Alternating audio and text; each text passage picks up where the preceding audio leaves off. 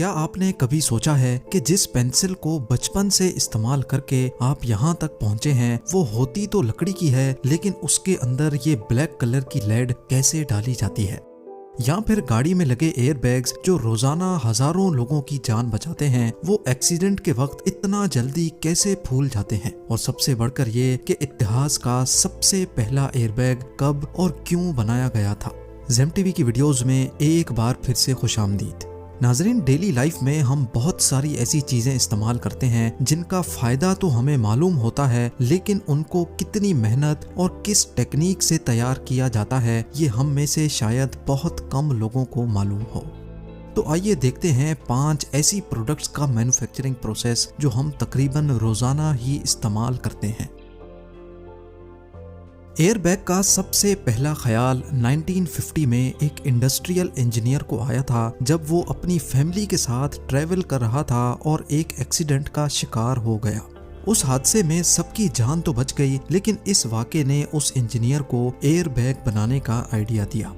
2 सालों के बाद उसने एक ऐसा एयरबैग बनाया जिसमें कंप्रेस्ड एयर के सिलेंडर की मदद से हवा भरती थी, लेकिन मसला ये था कि इस प्रोसेस में काफी टाइम लगता था और हादसे के वक्त टाइम ही तो बहुत कम होता है।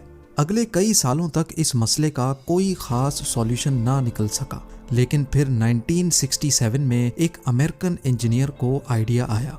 उसने एयरबैग को एक केमिकल एक्सप्लोसिव से पैदा होने वाली गैस से भरने का फैसला किया।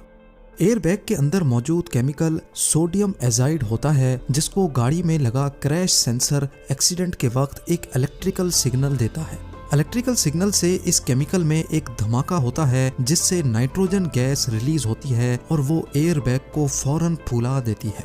क्रैश होने से लेकर एयरबैग के फूलने तक हैरत अंगेज तौर पे सिर्फ 20 मिली सेकेंड्स का टाइम लगता है। यानी जितना टाइम पलक झपकने में लगता है उतने टाइम में एयरबैग 5 मर्तबा फूल सकता है।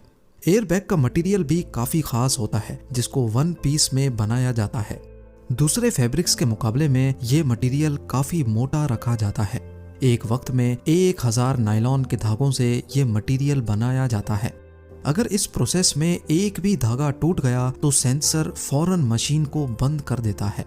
बेशक ये मशीन बहुत फास्ट चलती है, लेकिन फिर भी ये 1 घंटे में सिर्फ 8 मीटर फैब्रिक बनाती है।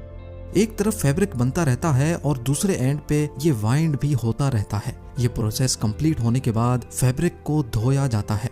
धुलने के बाद फैब्रिक गीला होता है, लिहाजा इसको अब गर्म रोलर्स के ऊपर से गुजार कर सुखाया भी जाता है और प्रेस भी किया जाता है। क्योंकि एयरबैग के अंदर गैसेस